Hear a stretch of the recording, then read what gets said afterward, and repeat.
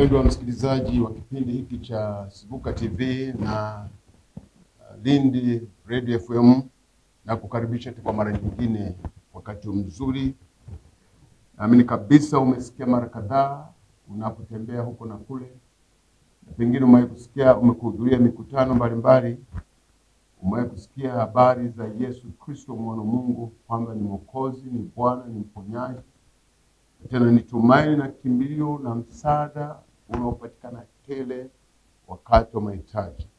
Sasa naomba tufunike macho tuombe. Mungu mtakatifu, Baba wa mbingu na nchi, wewe uliye tumaini letu na Mwokozi wetu, kwa jina la Yesu tunyenyekea tena chini mkono wako mchana leo, tukikuuliza uwepo wako na ushirika wa Roho Mtakatifu katika neno lako takatifu ambalo ni tumaini la kila mwanadamu.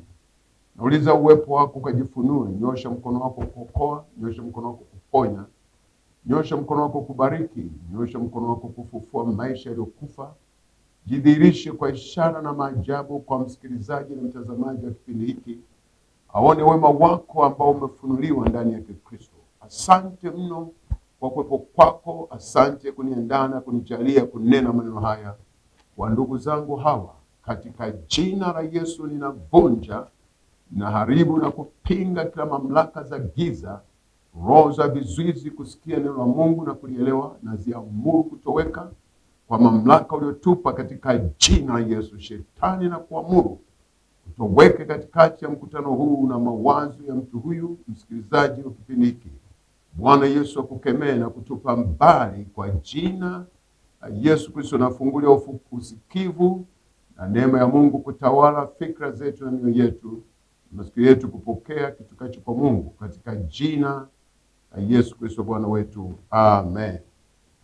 Kama nilivyosema, leo ni saa nzuri ya kusikia habari njema za Yesu Kristo. Na kichwa cha somo tungeweza kukisema kwamba uweza wa Injili, uweza wa Injili au nguvu ya Injili. Uweza wa Injili tutasoma katika kitabu cha Wakorintho wa pili sura ile ya 4 na mstari 1-3. Biblia inasema lakini ikiwa Injili yetu imestirika kwa hao wanaopotea, ambao ndani yao Mungu wa dunia hii amepofusha fikra zao, wasioamini, isiwazukie nuru ya Injili ya utukufu wake Kristo, aliye sura ya Mungu. Kwa maana hatujihubiri wenyewe, bali Kristo Yesu ya kuwa ni Bwana, na sisi wenyewe kuwa tu watumishi wenu kwa ajili ya Yesu.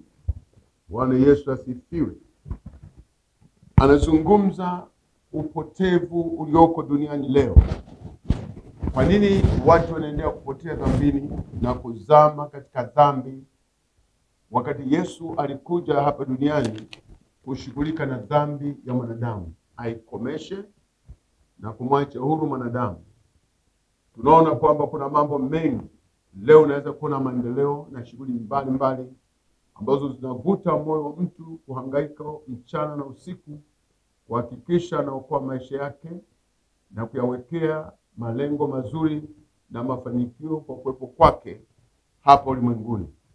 Lakini anasahau kwamba katika maisha haya ni kweli kushughulika, kuhangaika, kufanya kazi kwa bidii na kwa moyo ni jambo la busara na la muhimu sana kwa kila aitwaye mwanadamu.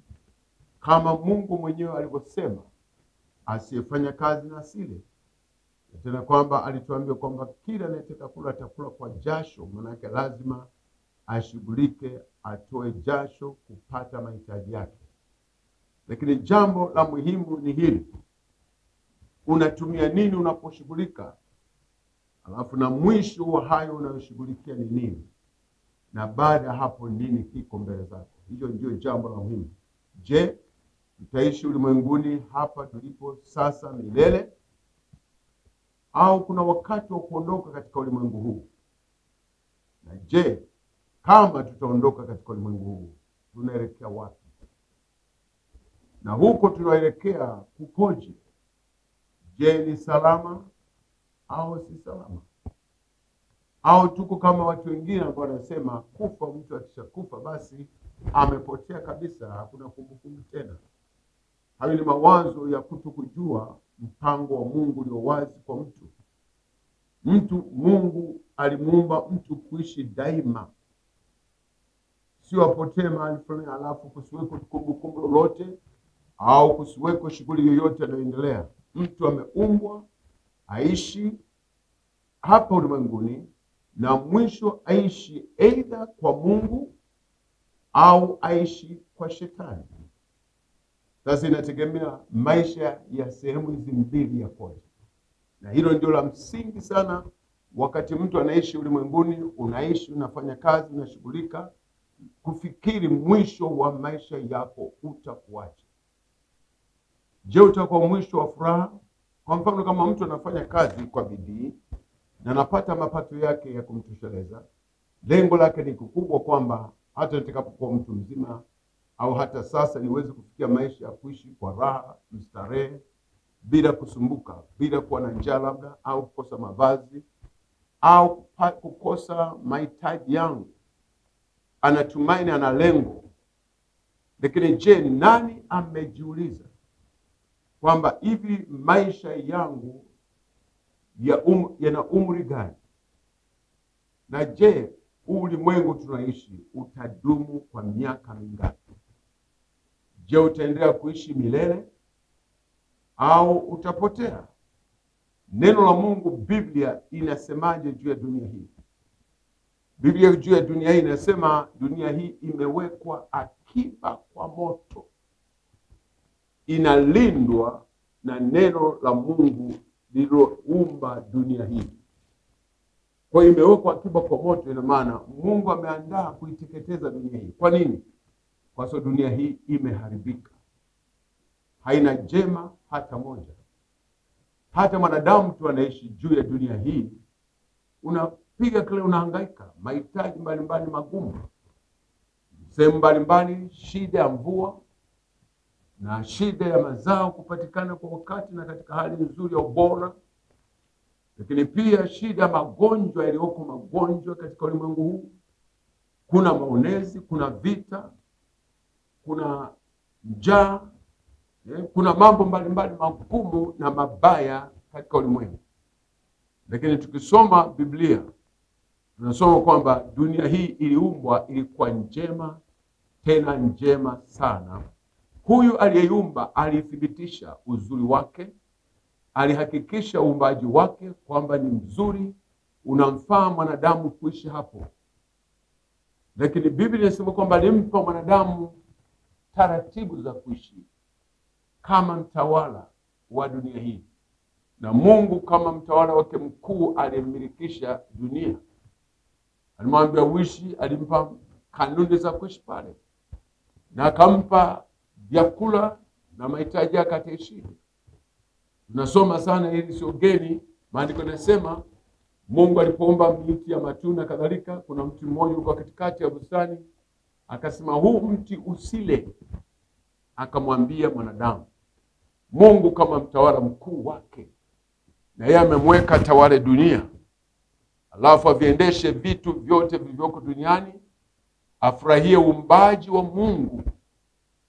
Lakini bahati mbaya akatokea shetani kwa sura ya nyoka, akazungumza na mwanamke, akasema kinyume cha maagizo ya Mungu. Mungu alisema mkila mti huu mtakufa. Hakika. Shetani akasema hamtakufa, hakika mtaishi, alafu mtafanana na yeye. Na hapo ndipo mwanadamu kiburi kilipoingia, kuona nitafanana Mungu, huyu Mungu mkuu. Kwa kweli kama nitafanana na Mungu basi vizuri. Ukumbuke kwamba shetani mwenyewe aliumbwa na Mungu, na aliumbwa alipewa fahari yote, akawa malaika wa nuru. Lakini malaika wa sifa, alijaa sifa na alijaa utukufu mkuu, maana anaitwa malaika wa nuru.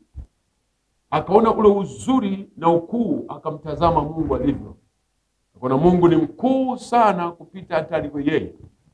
Pamoja na kwamba Mungu amemuumba katika utukufu na ukamilifu, lakini kukaingia wazo kwamba nifanane na Mungu. Kama nimefikia hivi, kuna kitu gani kinanizuia? Akasema nitakipandisha kiti changu nifanane na yule aliye juu.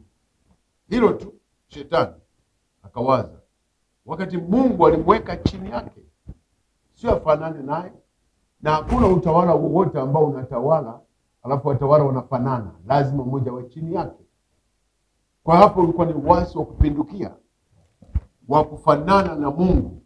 Maana wako miungu wawili, top miungu, wakuu miungu, wangeishije, wangetawalaje? Ungeonaje?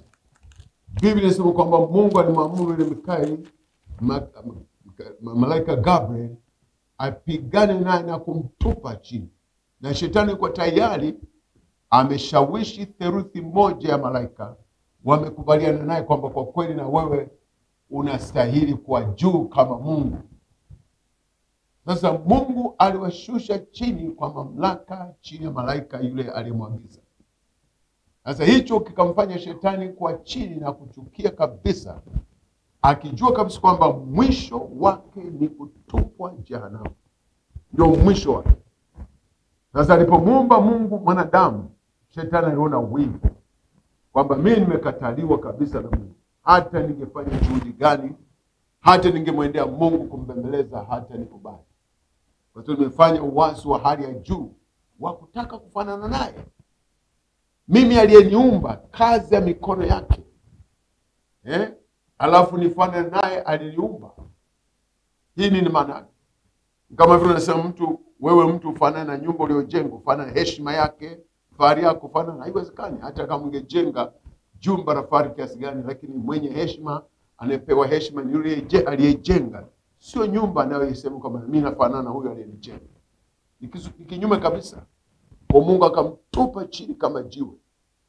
Ndipo alipokasirika, alipoona Mungu amemuumba mtu, akaenda kumdanganya kwa hila. Alitumia hila. Hila ni tendo baya sana katika maisha ya mtu. Hila zimesababisha maangamizi, zimesababisha kuuana, kuharibiana maisha, kutesana, kuumizana. Hila. Sasa huyo akatupwa chini, alafu akatumia hila, akaongea na mwanamke, akamdanganya, akamshawishi ale lile tunda la mti ambao Mungu amewakataza. Pale pale kila kitu kikabadilika duniani. Upendo uliokuwepo ukapotea. Amani iliyokuwepo ikapotea. Unaona? Furaha kwa Adamu aliyokuwa nayo ikapotea. Uwezo juu ya uumbaji aliofanya Mungu, uwezo juu ya wanyama, uwezo juu ya kila nguvu, yaani uwezo wa kila kinachotoka kwa shetani ukawa juu ya, ukaharibika. Mtu akashuka daraja, Ibilisi akapata nafasi juu ya mwanadamu. Akawa na nafasi sasa ya kukutesa mwanadamu, kumtesa mwanadamu awezavyo, kwa wivu mkali, akijua yeye atahukumiwa duniani. Shetani anajua kabisa dunia hii inaenda kuangamia. Anajua fika. Ana uwezo wa kufahamu kwamba hii dunia inakwenda imefikia mwisho. Ndio maana wakati mwingine Yesu alipohubiri hapa duniani, alipokuwa anatoa pepo, wengine wakamwambia, tunakujua, mbona umekuja kabla ya wakati wetu? Sisi tunakujua kabisa kwamba wewe ni mhukumu. Yesu ni mhukumu wa dunia nzima. Lakini tunaona kama umewahi.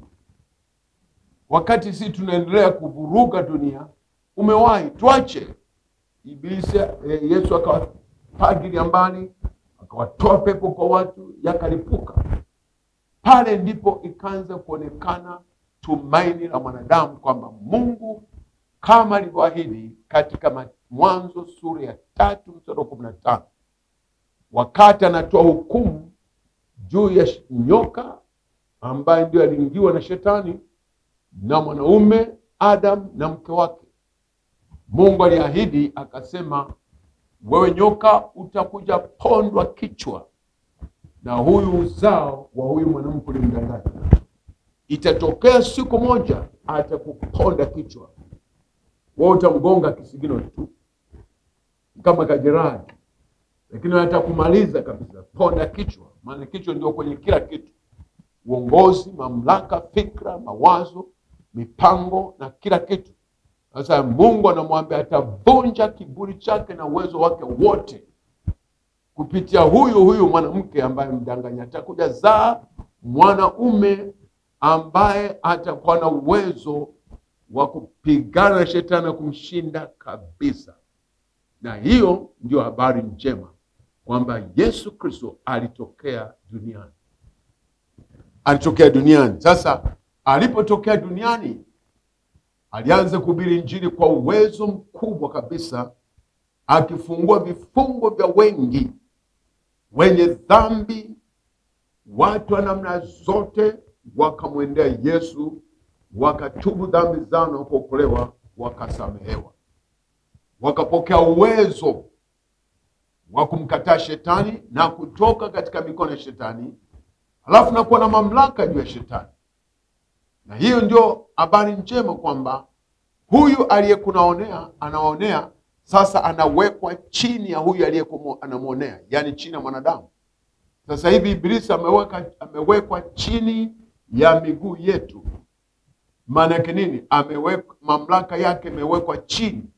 Hana mamlaka kwa yeyote anempokea Yesu Kristo kwa Bwana na Mwokozi wake na kwanza kuishi maisha matakatifu.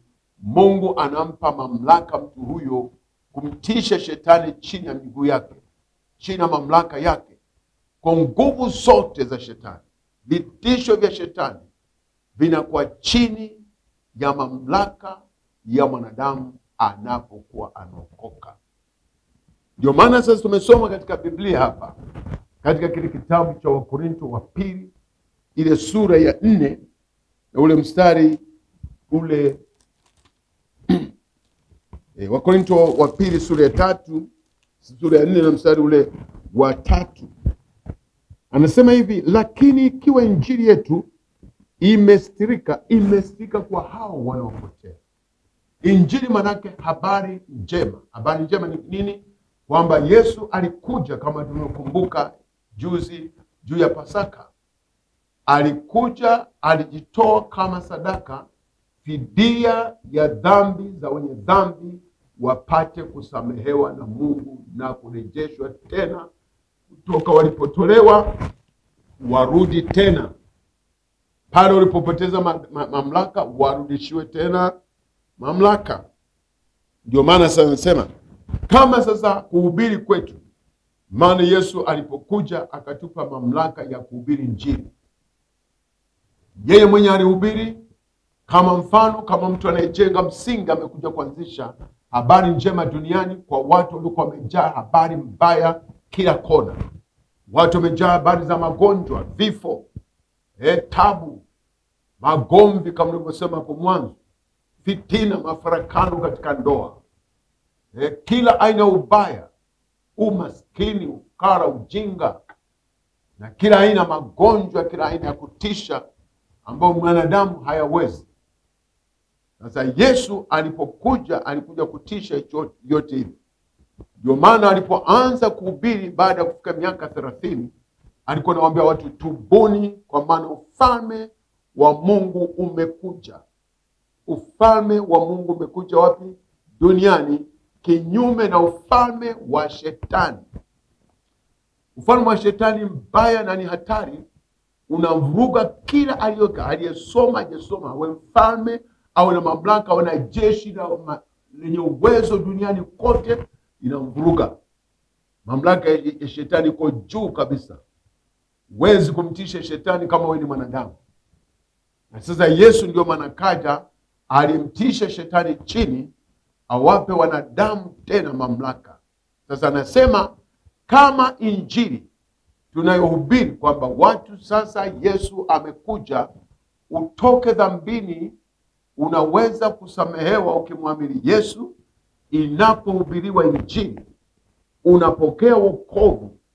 Ukishaokolewa, unapewa uwezo wa kiungu wa mamlaka juu ya shetani na kazi zake zote, na mapepo na magonjwa. Uwe na amri ya kuyaamrisha na kuyatupa nje. Kwa hii ni habari njema. Na hiyo ndio anasema kwamba kama haya mahubiri yanahubiriwa huko na huko, yamestirika kwa hao wanaopotea, wasiotaka kusikiliza. Kwa hiyo injili inapohubiriwa au maneno ya Mungu yanapohubiriwa ya wokovu, unapaswa kusikiliza, kwa sababu yamekuja kwa ajili yako. Hayahubiriwi tu kama yahubiriwi tu hewani. Mtu anapofika kuhubiri injili kama anavyohubiri na kuhubiri, wewe ndugu yangu msikilizaji, kwa ni jukumu yako kusikiliza kwa makini, maana nimeleta ujumbe wa habari njema kwako, kwamba hapo ulipo, hata kama kuna dhambi nyingi umezitenda kiasi gani, ukimkubali Yesu na kutubu dhambi zako hizo zote, anafutilia mbali, anakusamehe. Kwa sababu injili ni uweza. Ndio maana nasema uweza wa injili. Uweza wa injili. Injili nini? Nimesema habari njema. Habari njema ni nini? Maana Yesu alikuja, alikufa kwa ajili ya dhambi zetu, aliuawa, alisulubiwa msalabani, alizikwa kwa ajili ya dhambi zetu. Siku ya tatu alifufuka akiwa ameshinda mauti na kuzimu. Na alipokuwa kabla hajasulubiwa, alishinda dhambi kabisa, na nguvu yote ya dhambi duniani kama ameshinda, hakugusa dhambi. Ili kuthibitisha kwamba alichokileta ni hakika, watakaomwamini watakuwa na uwezo wa kushinda dhambi na tamaa mbaya na mawazo machafu. Sasa hiyo ndio habari njema inayohubiriwa, ili watu sasa wachangamke, watu wako duniani, wanaume, wanawake, wavulana, wasichana, wachangamkie, wakimbilie kwamba kumbe habari imekuja. Umekuja uwezo, utawala mwingine kinyume na utawala wa kishetani. Anasema hiyo ndio habari, hiyo ndio tunasema habari njema. Habari njema. Sasa hiyo inapokelewa kwa kusikiliza kwa makini. Kwa mfano napohubiri, inategemea unasikia, unaona ya maana au hayana maana. Kama unaona hayana maana, maana yake ni kwa sababu unapotea. Uko safarini, unaelekea upotevuni. Umeshachepuka njia ya sahihi ya Mungu, umechepukia njia ya Ibilisi. Maana mbele yako kuna njia mbili. Andiko linasema njia nyembamba na njia pana. Biblia inasema kwamba wanaoenda kwenye njia pana ni wengi. Maana yake ni pana, maana yake ni rahisi. Unaweza kwenda unavyotaka, mlevi na mapombe na uzinzi, ukahaba, uchawi, uaguzi na kila aina ya madhambi. Huko unamwimba Mungu, unamwomba Mungu, unatoa sadaka makanisani, lakini huku Mungu hana habari na wewe kabisa. Kwa sababu kwa Mungu kumwabudu huku na madhambi ni machukizo, ni kejeli, ni dhihaka, ni makufuru kabisa. Maandiko yanasema kila anayelitaja jina la Bwana auache uovu. Kwa unapoenda uimbe Mungu, ni pendo, Mungu alimtuma Yesu. Mungu anataka uangalie kama alimtuma Yesu alifanya nini kwako. Maana Yesu alipokuja, alikuja kwa shughuli. Amrudishe mwanadamu aliyedanganywa na shetani katika Adamu, amrudishe kwa Mungu. Kwa alikuja na nguvu zake zote, ni injili kamilifu. Ndio maana injili ni uweza wa Mungu unaoleta wokovu. Nakumbuka habari za mtume Paul, mtu ambaye alikuwa ameshika dini kuliko watu wote. Na alikuwa ameisomea dini kuliko. Labda leo tungesema alikuwa profesa wa kidini. Lakini katika hali hiyo aliwatesa waliokoka kupindukia mpaka kuwaua. Na wakati mwingine walipouawa walifurahia. Akasimama hapa na ponda mawe na kufa. Yeye kwa kilikuwa ndio tuwakomesha hapo. Wanasema kuokoka nani madanganya kuna kuokoka duniani. Kwa watesa. Kwa nini? Alikuwa katika njia ya upotevu, njia pana, yenye vurugu, hakuna kusikiliza. Kila mmoja na chake. Mwizi anafanya wizi, jambazi, ukahaba wake kwa tani yake. Mauchafu yote yamezagaa duniani. Kila mmoja ni huru, lakini huko anaenda kanisani, labda hata anashiriki kwenye mahali pa ibada popote pale. Maana madini mengi leo duniani, kila nasali. Lakini swali ni hili: unaposali, je, una mahusiano, unasali kwa Mungu yupi? Maana Mungu mtakatifu anasema kila alitajaye jina lake aache uovu. Mungu hadhihakiwi. Wewe huwezi kumwambia baba yangu nampenda na nini, huku akikwambia wewe kafanya hivi hufanyi. Akikutuma hili unakataa au unapiga chenga. Hapo unasema baba yangu mimi nampenda kabisa. Baba yako akikusikia au mama yako akikusikia atasemaje? Huyu ananitania huyu. Kama ananipenda kwa nini anasikiliza ninachomwambia? Kama nilipenda angetii maagizo yangu. Na hicho ndicho Mungu anadai. Kwa hiyo tuliumbwa kwa mfano wa Mungu, kwa kusudi la Mungu, kwa faida ya Mungu, lakini tukapotea kwa ujinga wetu, kwa kudanganyika na ibilisi. Sasa kwa huruma zake Mungu alitengeneza mpango mwingine wa wokovu kwa kila aitwaye mwanadamu atakayesikiliza injili ikihubiriwa, habari za wokovu, kwamba Yesu ametumwa, ameshinda ibilisi, ameshinda mauti, ameshinda kaburi. Alafu anayekubali amgeukie Yesu asamehewe, alafu arudishe kwenye nyumba ya Mungu, kwenye ufalme wa Mungu, utawala wa Mungu usiotetemeshwa. Unajua falme zingine zinatetemeshwa. Ufalme wa dhambi unatetemeshwa. Ukiwa dhambini unatetemeshwa tu na shetani. Hofu. Dhambi duniani. Ndio maana wengine wanasema, utaokokaje duniani bwana? Utaokokaje duniani bwana? Maisha ndio hiyo magumu. Huko ni kutetemeshwa, kuogopeshwa. Lakini inawezekana kuokoka duniani. Maandiko yanatuambia kabisa kwamba tunapookoka tunapokea ufalme usioweza kutetemeshwa, kuogopeshwa, kutishwa, kunyanyasika. Ufalme wa mwana wa pendo lake Mungu aliyetujia kwa njia ya mwana wake. Hiyo ndio habari njema ya wokovu kwako, habari njema ya kuifuata, habari njema ya kuisikiliza na kuishika, habari njema ya kufanyia maamuzi. Maandiko yanasema katika Warumi 10 mstari ule wa 17. Ngoja nikusomee. Warumi 10 mstari wa 17. Biblia inasema hivi: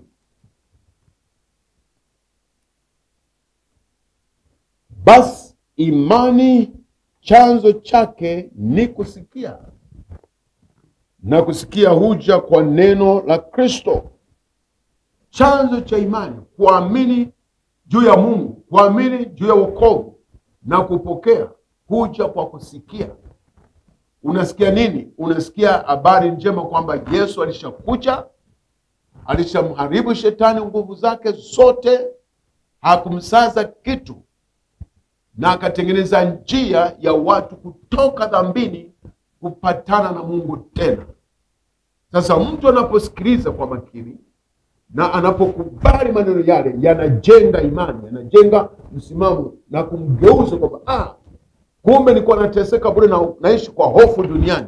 Kumbe Yesu alikuja na uwezo alioleta Yesu unamweza shetani kumweka chini. Anafanya maamuzi ya kuungama dhambi zake kwa Yesu na kutubu na kupokea wokovu. Katika sura hiyo ya 10 mstari ule wa 9 hapo nyuma, Biblia inasema,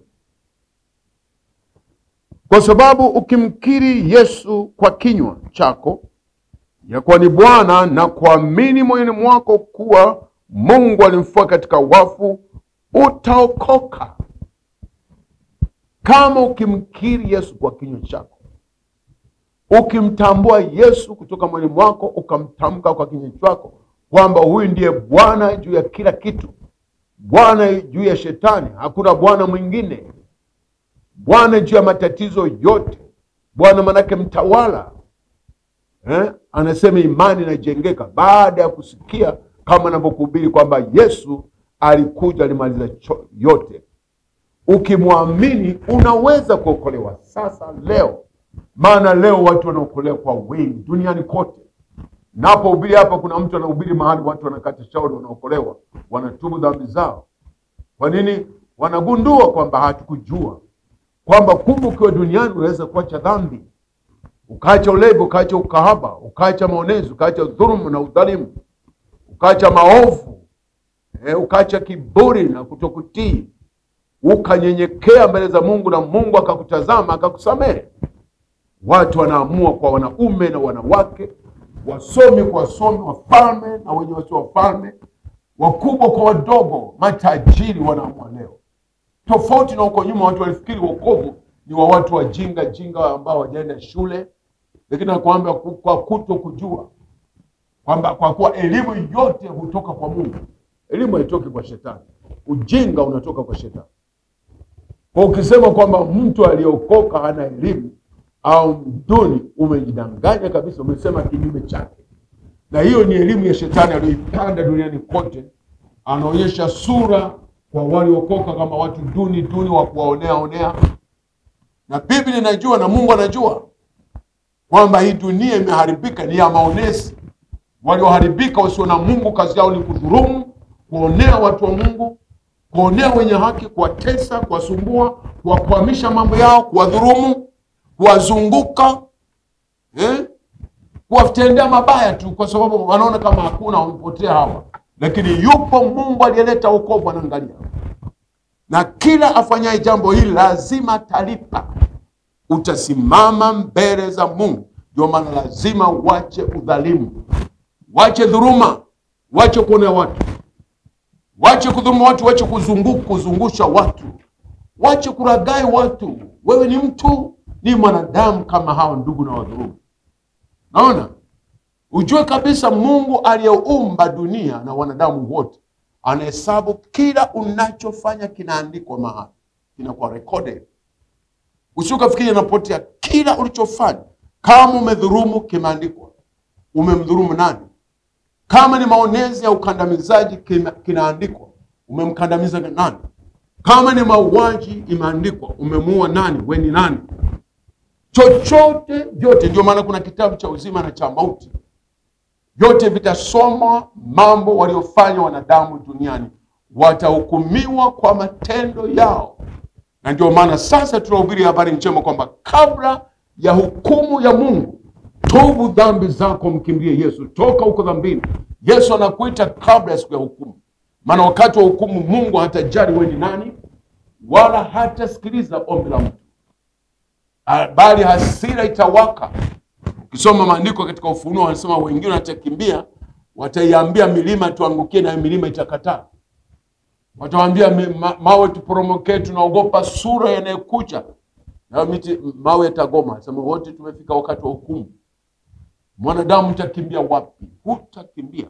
Acha kujidanganya, kujifurahisha kwa furaha za kitambo ambazo zinakutengenezea hasira ya Mungu ili itakapokuja Mungu akuhukumu vya kutisha. Leo mgeuke Yesu Kristo, anakuhitaji. Hiyo ndio habari njema. Imani huja kwa kusikia, na kusikia kwa neno la Kristo. Sasa anasema mstari wa 10, anasema hivi, mstari wa 10 anasema, kwa maana kwa moyo mtu huamini hata kupata haki, na kwa kinywa ukiri hata kupata wokovu. Unapohubiriwa unaamini kwa moyo, unatafsiriwa katika moyo wako kwamba haya ni ya kweli, tena ni ya msingi, na ni muhimu kwangu niyapate. Kwa hiyo kwa maana hiyo unafanya maamuzi ya kuyapata hayo. Alafu unapokiri, niokoe Mungu nisamehe, unaokolewa. Ndio maana tunahubiri. Ndivyo nilivyokoka mimi, ndivyo nilivyokoka ndugu yangu na wengine wote, ndivyo wanavyokoka watu wa Mungu. Wanasikia habari njema, injili inahubiriwa. Ndio maana tunasema injili ni uwezo wa Mungu. Kwa sababu katika injili kuna nguvu ya kimungu inayobomoa nguvu za kishetani katika moyo wa mtu anayefungua moyo wake. Ni sawa sana ukiwa kwenye nyumba ya mtu, una tabu ndani, unapiga kelele. Alafu unakuta mtu anatokea wa msaada, anapiga hodi, fungua mlango. Wewe ufungue mlango, unapiga kelele. Fungua mlango niingie, unapiga kelele tu, ufungue mlango. Utaangamia humo ndani. Lakini unapopiga kelele, fungua mlango, anaingia mtu kusaidia. Kwa kilichomo humo atakishughulikia. Ndani ya moyo yoyote wasiokoka yuko shetani. Ukatae, usikatae, ndivyo ilivyo. Maana huwezi kubadilisha maneno na maagizo ya Mungu. Ni vile vile. Na ukitaka kuthibitisha, ni mnao proof. Nafanya utafiti na kuthibitisha mambo. Kujua kwamba una kitu kingine ni pale unapofanya mambo usiyotaka, baadaye unakuta umeyafanya na juta. Kuonyesha kwamba kuna controller mwingine ndani yako ambao huwezi kumweza ukamkataa. Ndio maana ukiwa mlevi, mzinzi, kahaba, utavutwa mpaka utatenda madhambi ya alafu baadaye unasema nimefanyaje? Kwa nini nifanyaje? Unajuta. Kwa nini? Huna uwezo. Kuna jitu limekaa ndani ya moyo wako linaita Shetani. Sasa unapopiga kelele kwamba Mungu niokoe, alafu unafungua mlango wako kwamba niko tayari kuokoka, Yesu anaingia. Na hilo jitu Shetani linamjua Yesu. Utasikia hilo linafiatuka, linaondoka kwenye moyo wako. Hilo linakimbia.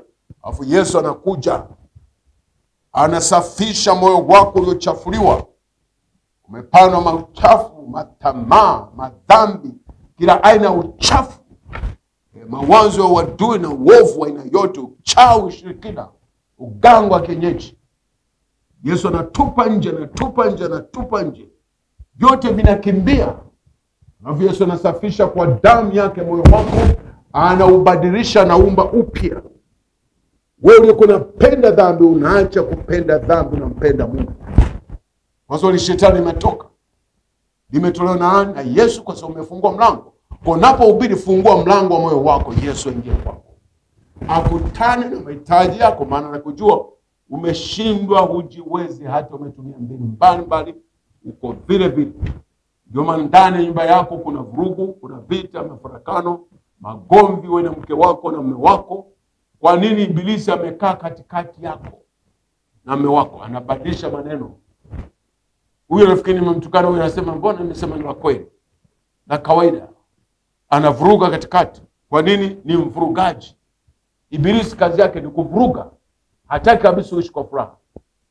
Sasa ndio maana sikia Injili kwamba ukikubali kwa moyo wako wote, ukisema Mungu wangu, nimechoka na dhambi, sitaki. Unajua kwamba ukumbiwa dhambi, wewe uliumbwa ulikuwa msafi, ukapuliziwa pumzi ya uhai, ukawa nafsi hai, kwa mfano wa Mungu mkamilifu. Ibilisi ndiye akaja kuharibu huo moyo. Alipoharibiwa, anasema na uwezo wa kutengeneza. Hata Ibilisi angeharibu, ana uwezo wa kutengeneza. Mungu aliyekuumba ana uwezo wa kutengeneza. Ndio maana alimtuma Yesu stadi wa kutengeneza, stadi wa kuokoa. Alifanya kazi ya ukombozi kikamilifu. Ndio maana wiki iliyopita tumekumbuka sana juu ya kazi ya ukombozi wa Yesu Kristo. Alifanya maajabu, sio kama vile watu wanafikiri ukombozi ni siku ya starehe na kufanya maovu. Kinyume cha huu ni uchochezi wa kishetani. Ibilisi anaendelea kuharibu kila kilichompangwa Mungu anataka kuchafua. Kataa. Mwambie Yesu alinijia, naacha dhambi sasa, naenda kwa Yesu. Utashangaa Yesu amenyosha mkono yake kukupokea. Katika Ufunuo sura ya 3 mstari 20, Yesu anasema nasimama mlangoni, yani mlangoni kwa moyo wako, anabisha. Anabishaje? Inapohubiriwa Injili ni Yesu anabisha ndiye kwako. Anasema mtu akisikia sauti yangu na kufungua mlango, nitaingia kwake, nitakula pamoja naye na yeye pamoja nami. Unaona upendo? Kula pamoja nani? Maana yake kushiriki pamoja naye shida zako, madhambi na kutesa, uovu na kusumbua, Yesu ataingia kushiriki nao. Na kusomea huo mstari wa Ufunuo sura ya 3 mstari 20, tazama nasimama mlangoni nabisha. Mtu akisikia sauti yangu na kufungua mlango, nitaingia kwake, nami nitakula pamoja naye na yeye pamoja naye nami. Yeye ashindaye nitampa kuketi pamoja nami katika kiti changu cha enzi, kama mimi nilivyoshinda nikaketi pamoja na Baba yangu katika kiti cha enzi, kiti chake cha enzi. Unaona? Tunapokoka tunaketishwa pamoja na Kristo. Tunatawazwa. Tunatawazwa. Unapokubali kutubu dhambi, unaoshwa, unasafishwa, unabadilishwa, alafu unakuwa na sifa, unaketishwa pamoja na Kristo. Tunaketishwa. Hapa ndipo mimi nimeketishwa pamoja na Kristo katika roho. Shetani anajua kabisa huyu simwezi, huyu ni mkubwa kwangu, ameketishwa pamoja na Kristo, simwezi. Ngoja kusomea andiko lingine. Labda unaweza kufikiri nazungumza vitu vya kawaida, nazungumza mambo ya ajabu ambayo Mungu ametufanyia katika Kristo Yesu. Mambo ya ajabu. Unaona? Katika Wakolosai 1:13 Biblia inasema, maandiko matakatifu, naye alitukomboa katika nguvu za giza, akatuhamisha na kutuingiza katika ufalme wa mwana. Rudia ule mstari. Naye alituokoa katika nguvu za giza, akatuhamisha na kutuingiza katika ufalme wa mwana wa pendo lake, ambaye katika yeye tuna ukombozi, yani msamaha wa dhambi. Msamaha wa dhambi. Na katika sura ya 2 mstari 13 mnao tena anasema, ninyi mlipokuwa wafu mmekufa kwa sababu ya makosa yenu. Ninyi mlipokuwa mmekufa kwa sababu ya makosa yenu na kutahiriwa kwa mwili wenu, aliwafanya hai pamoja naye, akisha kutusamehe makosa yote, akisha kuifuta ile hati iliyoandikwa ya kushtaki kwa hukumu zake, iliyoandikwa na iliyokuwa na uadui kwetu, akaiondoa isiwepo tena, akaigongomea msalabani, akisha kuzivua enzi na mamlaka na kuzifanya kwa mkogo, kwa ujasiri akazishangilia katika msalaba. Yesu alipokuwa anasema imekwisha, alikuwa anashangilia. Sio alikuwa analia amekata tamaa. Alikuwa anashangilia ushindi aliomshinda shetani kabisa. Alikuwa amemvua shetani kila kitu. Niwahi kutolea mfano siku moja kwamba anaposema alivua enzi na mamlaka.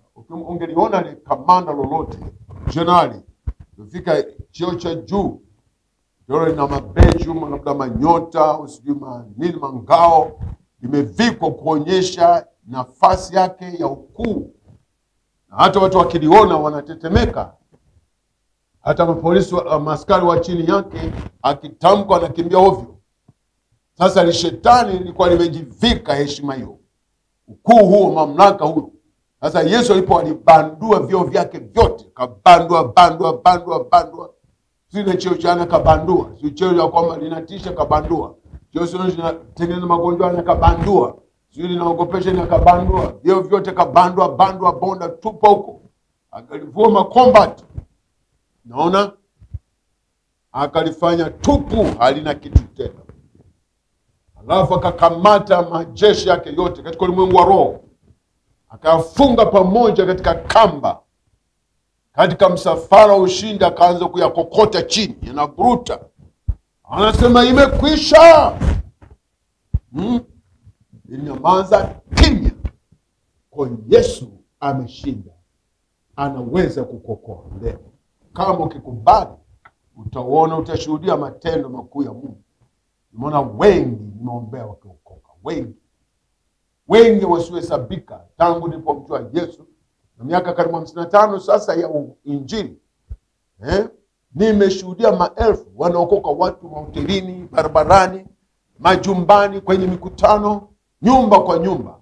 Na ubiri wanasikia, wenye kusikia wanapokea. Sasa kama wewe unapotea, injili hii ya wokovu imestirika. Inastirika kwa sababu unapotea, uko barabarani kwenye upotevu. Rudi, toka huko. Rudi kwenye njia ya Yesu. Njia ya Yesu imesonga. Sio ya kubeba madhambi. Sio kubeba ukangara, ulevi, mabia, sio makonyagi, makangara, sijui. Unaona?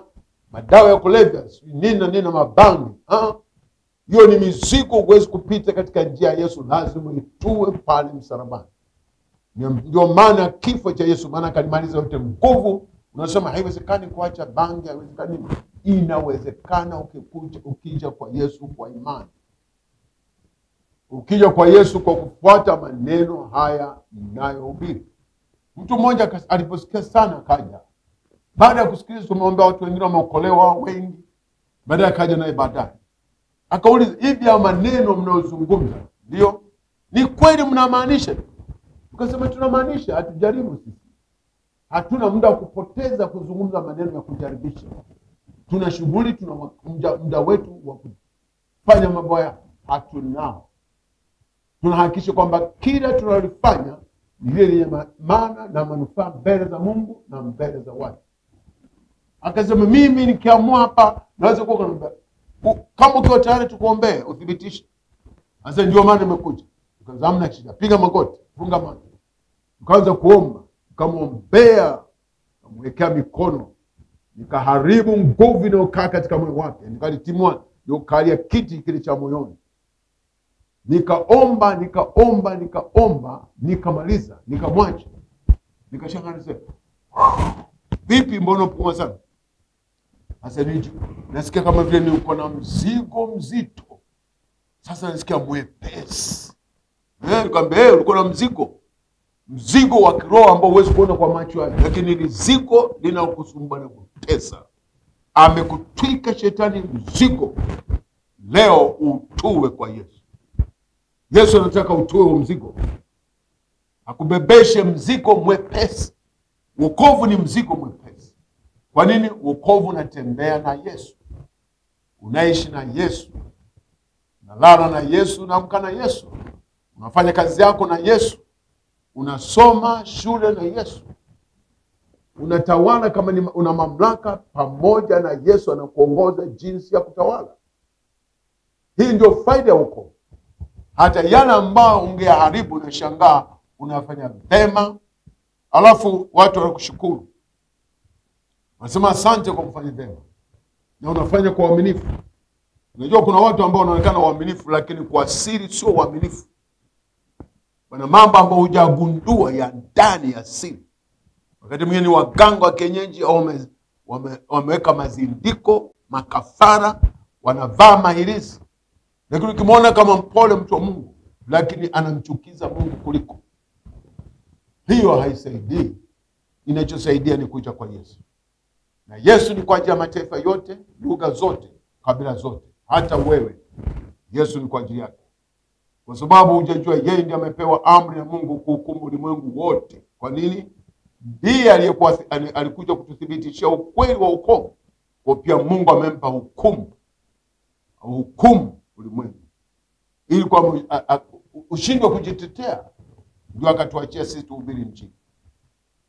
Akatuachia tuendeleze Injili, ndio maana kuhubiri leo. Na ndio maana nikwambia wameokoka wengi ambao tuhubiri. Na bado tunahubiri watu. Unasikia? Katika kitabu cha Efeso sura ile ya 3. Sikia, maandiko matakatifu yanasema hivi. Kuhusu wokovu. 3:8. Mimi niliye mdogo kuliko yeye aliye mdogo wa watakatifu wote, na alipewa neema hii ya kuwahubiri mataifa utajiri. Naona? Utajiri wake Kristo usiopimika, na kuangaza watu wote wajue habari za madaraka ya siri hiyo. Haya madaraka ya kumwamuru pepo katoka. Hii ni siri gani?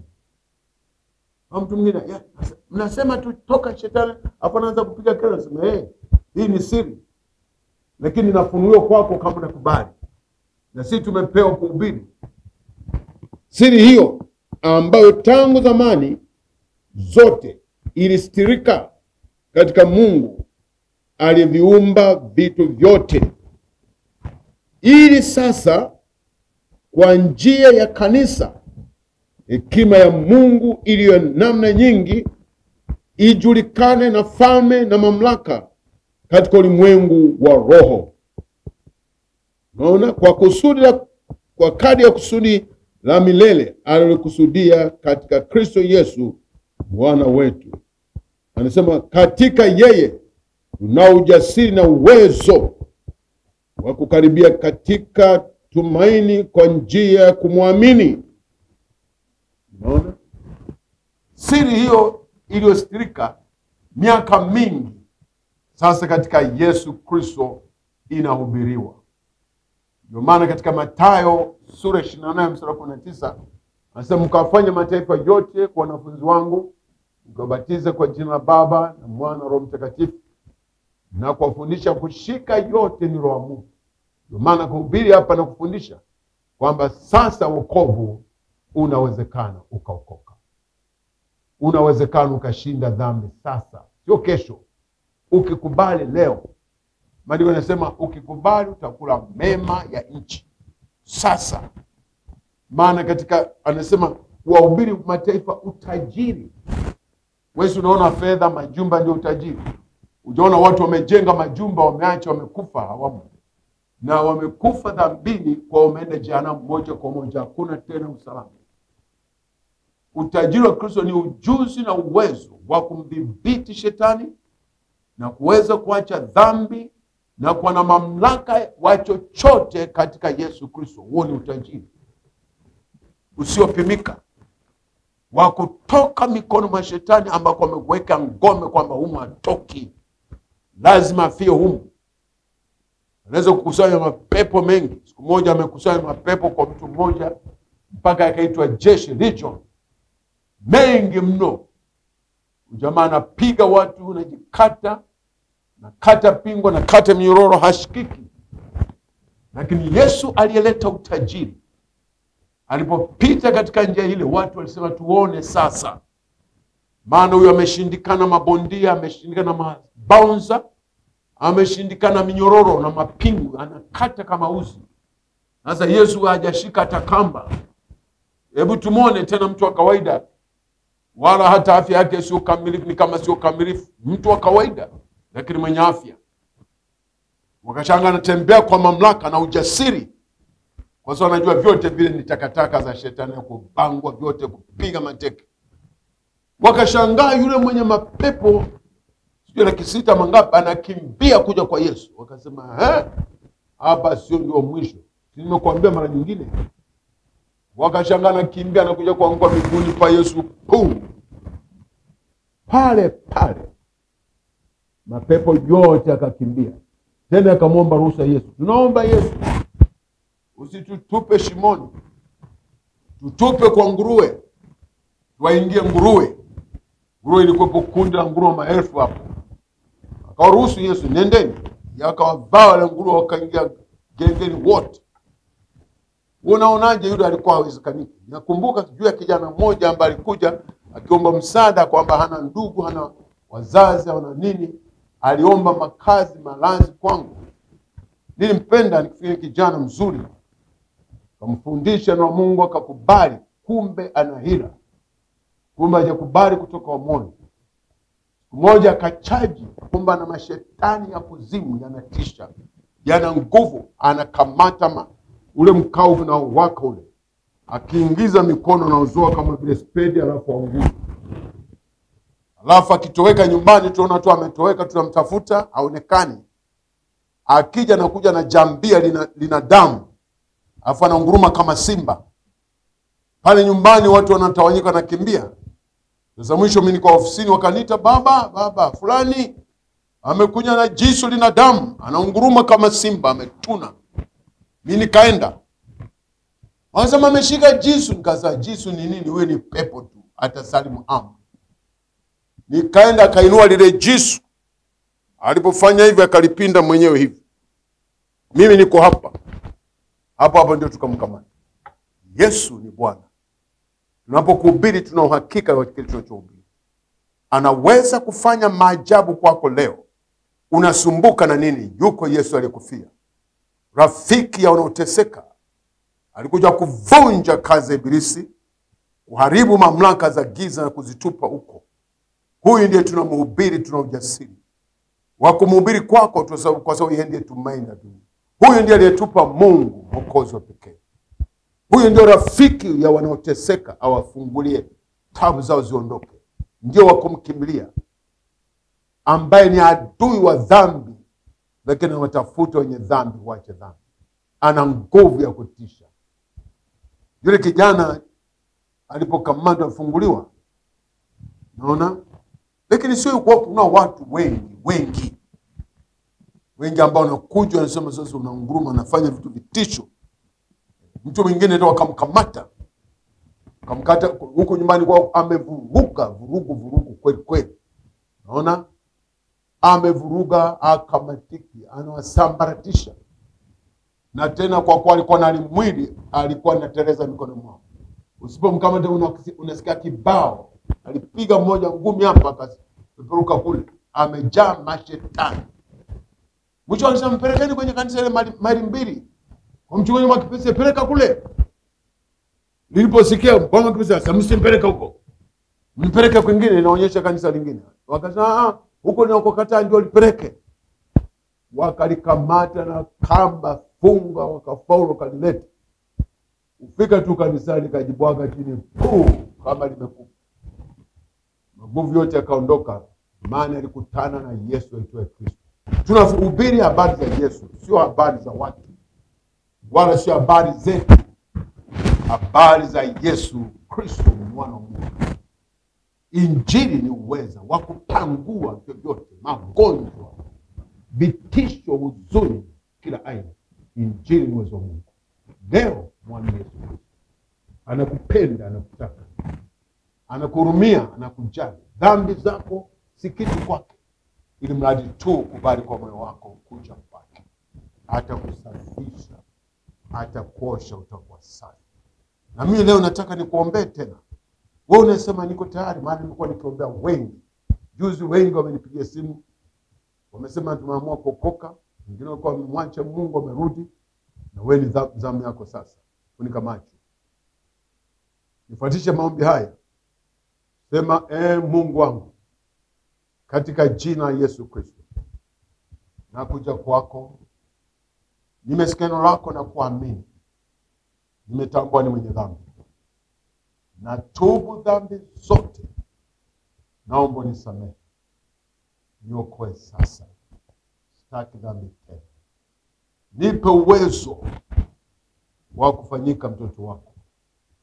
Nitakufuata na kukutumikia siku zote za maisha.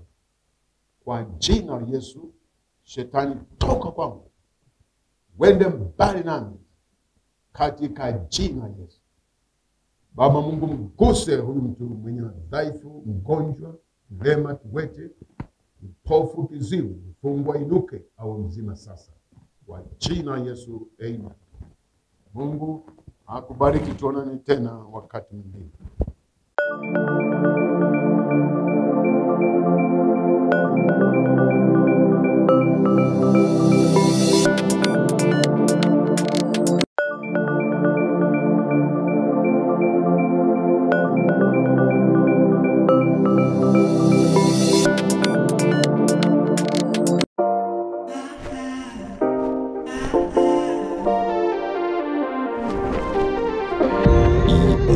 GT